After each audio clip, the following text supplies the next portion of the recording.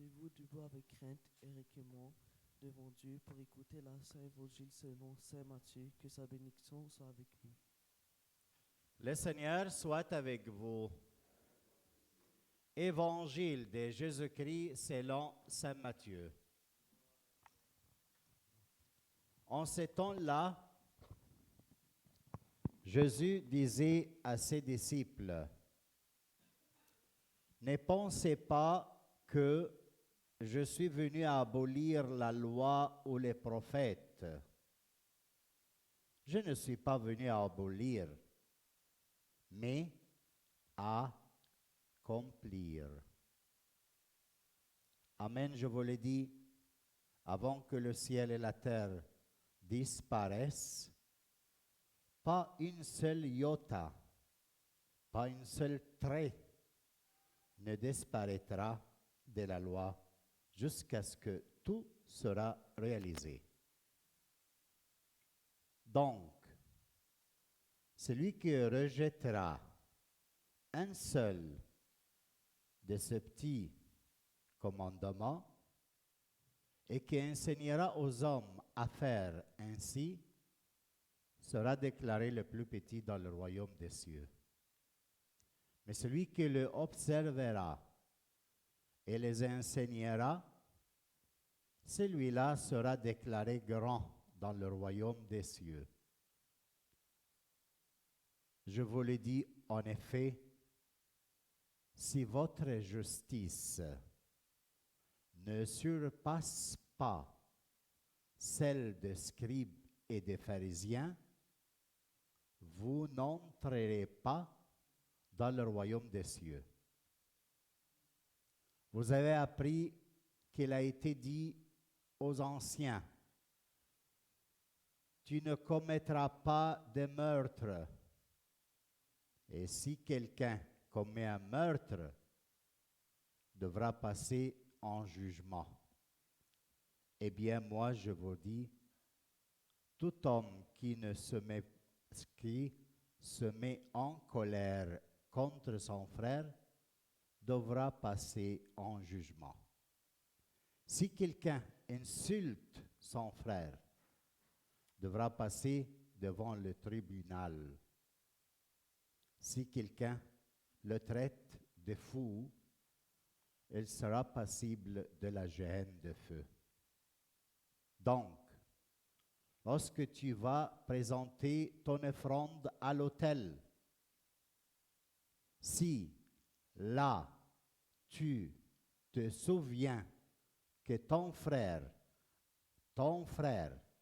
a quelque chose contre toi, laisse ton offrande là devant l'autel. Va d'abord te réconcilier avec ton frère. Et ensuite, viens présenter ton offrande.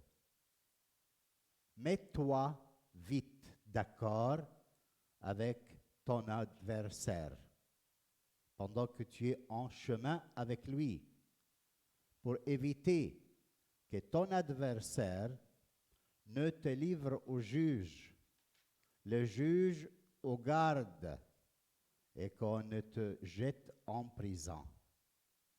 Amen, je te le dis, tu n'en sortiras pas avant d'avoir payé jusqu'au dernier sou.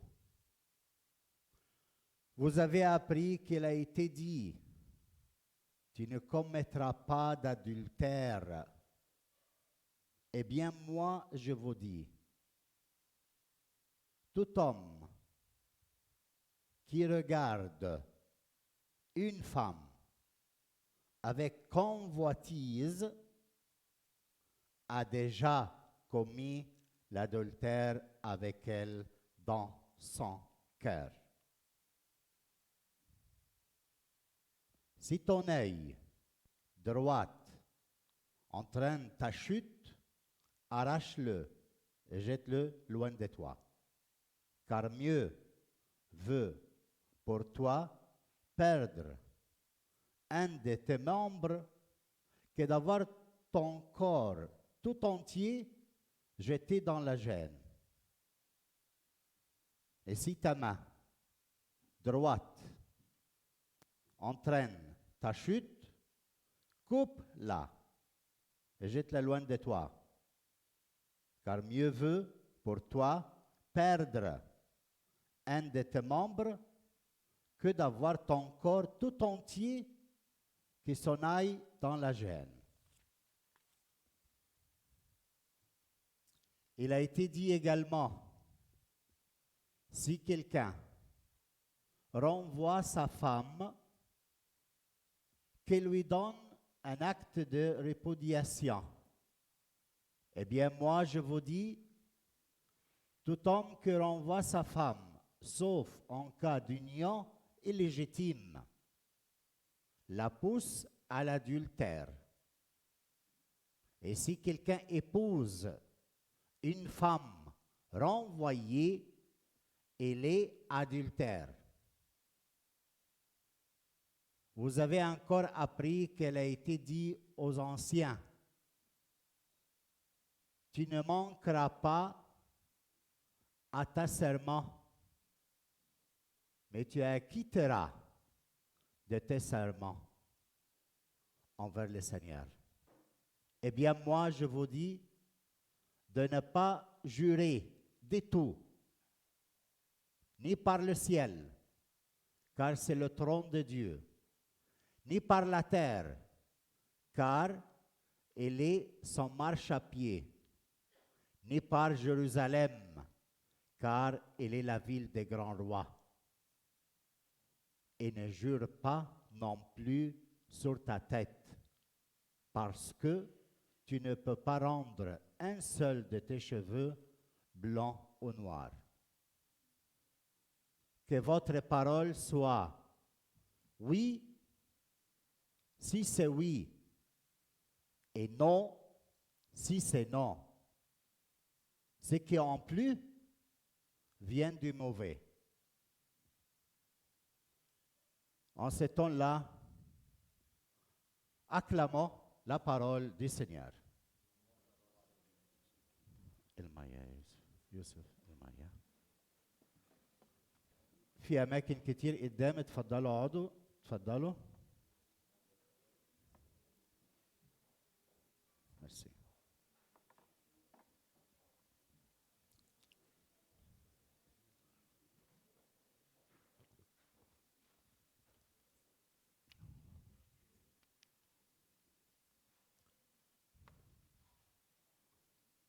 Bien. On va reprendre après les vacances. Le Seigneur me fait un accueil merveilleux. Il vous accueille vous aussi avec ces paroles merveilleuses. Je ne sais pas, vous avez entendu la première lecture. J'espère quand Carmen a lu, le microphone n'était pas bien en fonction, je crois. Mais c'est très important la première lecture parce qu'elle va nous aider à comprendre beaucoup de choses. Venez, asseyez-vous en avant, s'il vous plaît. Il y a beaucoup de place ici.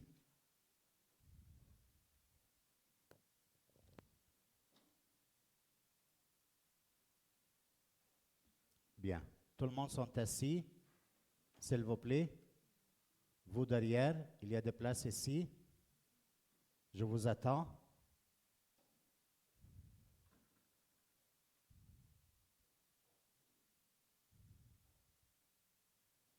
Merci. Alors, je disais, la première lecture, je ne sais pas si vous avez noté, moi j'ai un problème avec cette lecture. Je ne sais pas vous. On va le voir ensemble. Il dit comme ça la parole de Dieu. Hein? Attention. Si tu le veux, il te parle à toi et à moi, tu peux observer le commandement. Si tu le veux. Il dépend de ton choix de rester fidèle au Seigneur. Le Seigneur a mis devant toi l'eau et le feu. L'eau et le feu. Étends la main vers ce que tu préfères. Est-ce que c'est vrai ça? Que tu es complètement libre à choisir et à décider de faire le péché ou non? Je veux que vous réfléchissiez avec moi. Est-ce que c'est vrai que tu es libre à dire oui au péché et à dire non? Qu'est-ce que vous pensez? J'aimerais savoir un peu comment l'Assemblée pense. Comme ça, on va voir quelle est la vérité et qu'est-ce que le Seigneur veut dire à travers cette parole. Alors, tu es libre ou non? نبيل دايما تعال انت تحت الميكروسكوب على طول. Est-ce que tu es libre à décider pour le bien et pour le mal?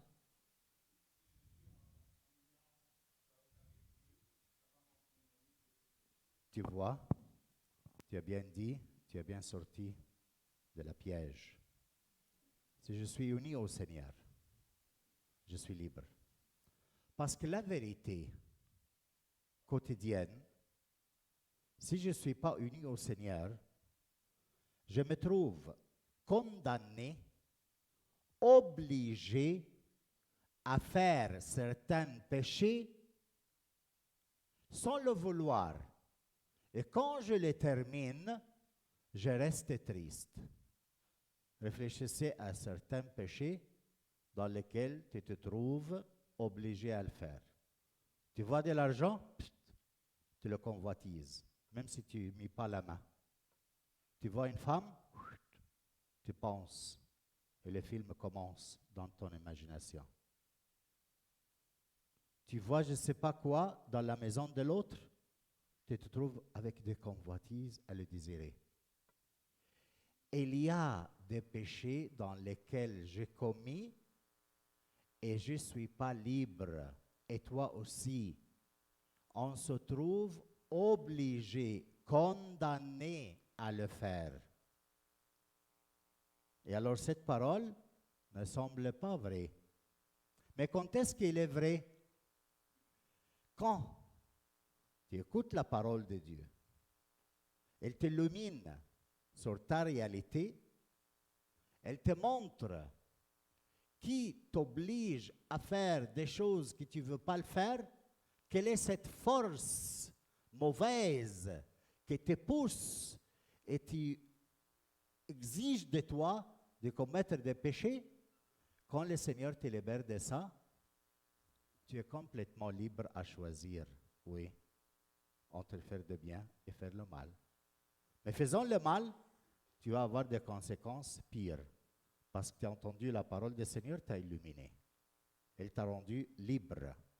Alors c'est tes libre choix de choisir de faire le mal et de faire le bien. Quand tu es libéré de cette force qui t'oblige à faire le mal, et tu choisis à faire le mal, waouh, les conséquences sont horribles. C'est pour ça que c'est vrai qu'est-ce qu'il dit, le livre de Ben Sirach le sage. Devant toi, il y a l'eau et le feu. Étends la main vers ce que tu préfères. La vie et la mort sont proposées aux hommes. L'un ou l'autre, la vie ou la mort, leur est donnée selon leur choix. Alors la chose plus importante, c'est quoi aujourd'hui dans la première lecture? Et ça, c'est les clés pour comprendre l'Évangile. Parce que sinon, l'Évangile vient très exigeant. Très exigeant. Alors, les clés de comprendre la première lecture, c'est faire l'expérience avec l'Esprit du Seigneur qui te libère des forces mauvaises, des démons qui t'obligent à faire le mal que tu ne veux pas le faire. Et quand tu es libéré, tu es libre à faire le mal ou le bien et les conséquences, tu vas l'avoir. Le Seigneur t'a illuminé, t'a aidé pour faire le bien. Il veut que tu fasses le bien, pas le mal. Le Seigneur n'a pas créé l'homme impie, méchant. Il ne l'oblige pas, il n'a jamais dit, sois impie, sois mauvais. Non. Et cet esprit qui vient en nous pour choisir le bien dans notre liberté, il nous aide à comprendre l'Évangile. Et l'Évangile dit, si quelqu'un commet un adultère, c'est ça, le passé. Mais maintenant, moi je vous dis, si tu vois une femme, tu le convoitises dans ton cœur, tu as commis déjà avec elle l'adultère. Les choses sont à doubler. Et après, avec ton frère, si tu viens à la messe, le dimanche matin, et tu te rappelles, avant d'arriver et entrer ici, pas que tu as quelque chose, toi, contre ton frère, non, ou contre ta femme, non. Que ta femme, il a quelque chose contre toi, ou ton frère, il a quelque chose contre toi, laisse ton offrande. Qu'est-ce que c'est une offrande? Tu viens à fêter le Seigneur, à célébrer avec lui, à dire que lui, il est bon, il est saint. Ça, c'est ton offrande. Tu viens dans l'action de grâce le dimanche. Alors, tu as rappelé que ton frère, il a quelque chose, lui, contre toi. Laisse ton offrande, va te réconcilier avec ton frère et viens présenter ton offrande le dimanche après. Tu ne peux pas présenter ton offrande et célébrer la messe pendant que tu es en discommunion avec ta femme. Tu l'amènes en discommunion à l'église et vous priez que le Seigneur vous donne la réconciliation pendant la parole de Dieu, pendant la messe, pendant l'homélie, et vous réconcilier avec le partage de la paix et te présente une offrande. Sinon, tu fais de l'hypocrisie, tu fais des choses inutiles. Et autre chose, tu as un problème avec ton adversaire, tu as des ennemis, tu as un problème avec un paroissien, ou tu as des dettes, ou je ne sais pas quoi. Bon, tu ne peux pas être en contradiction avec ton adversaire. Sinon, il va te dénoncer et tu vas perdre la cause jusqu'au dernier sou, dit le Seigneur. Alors fais quoi? Va te réconcilier avec ton adversaire. Mais toutes ces choses-là sont très difficiles. Moi, personnellement, je ne peux pas les faire seul. Je ne sais pas toi aussi. Est-ce que tu es capable?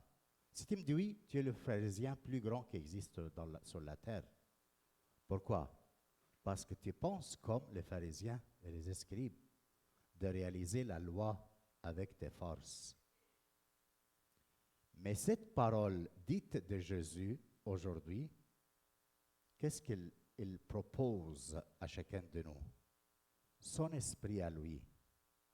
Parce que lui, dans cette parole proclamée ce matin, il parle de qui? Il parle de lui-même.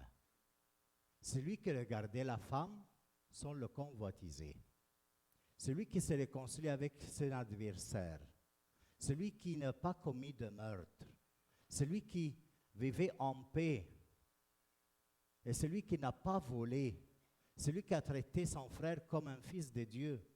Alors ce qu'il dit, il est réalisé en lui-même. C'est pour cela qu'il le dit avec facilité. Mais il sait que toi, tu es capable de le réaliser quand tu le reçois avec son esprit, cette parole. Parce qu'il ne te dit pas des idées abstraites ou des idéalismes ou de philosophie. Mais elle est en train de te dire dans cet évangile de ce matin des paroles que lui-même il vit, son expérience à propos de ces paroles. Et c'est comme lui l'a vécu, et il te le dit, il a confiance en toi. Il croit en toi. Tu peux le vivre. Tu ne peux pas avoir une attitude intellectuelle et tu dis non, c'est très difficile, tu commences à réfléchir. Non, comme les enfants. Tu dis avec conviction à ta fille ou à ton fils, fais-la, tu es capable de le faire, je suis sûr que tu es capable. Et il le fait. Pourquoi? Parce qu'il sent que tu crois en lui. C'est pour ça qu'il le fait. Mais si tu dis à ton fils, va faire l'examen, et tu ne crois jamais qu'il va passer, et tu l'as détruit déjà. Mais si ton fils va à l'examen, et il est un peu dans l'horaire, il a étudié, il a peur, et je ne sais pas quoi, et tu lui dis avec confiance, je suis sûr que tu es capable de le faire. Les résultats, on va le voir. Mais tu es capable de l'affronter. Je crois en toi. Il va, avec la force de ta parole, il va le faire. Est-ce que c'est vrai les parents? Ou je dis n'importe quoi. Est-ce que c'est vrai madame? Est-ce que c'est vrai monsieur? Vous me regardez sans agir. OK. Attention, Jésus-Christ aujourd'hui, il croit en toi. Il a confiance que tu peux vivre cette parole que tu as entendue dans l'Évangile. Si tu as son esprit et tu reçois de lui cette force d'accomplir ces paroles, parce qu'il croit en toi. Au courage, c'est une parole qui nous dit, voilà, après les vacances, je commence. Je m'appuie sur Jésus-Christ. On va affronter la réalité telle qu'il est. On va couper avec les vacances et le repos. On va prendre la réalité telle qu'il est. Sur la parole du Seigneur, on va y aller. Et avec force et courage. Pourquoi? Parce que lui, il croit en moi et en toi. On va affronter ensemble notre réalité. On va aller en avant. Pour faire quoi? Pour vivre sa parole. On n'a pas de projet à faire. On n'a pas un projet à reconstruire la Turquie ou la Syrie ou je ne sais pas quoi. Je n'ai pas ces projets. Une seule chose, le Seigneur me demande avec vous ce matin, de vivre comme chrétien, d'annoncer la parole de Dieu et d'avoir confiance en lui pour vivre notre quotidien. Est-ce que vous êtes d'accord? On y va.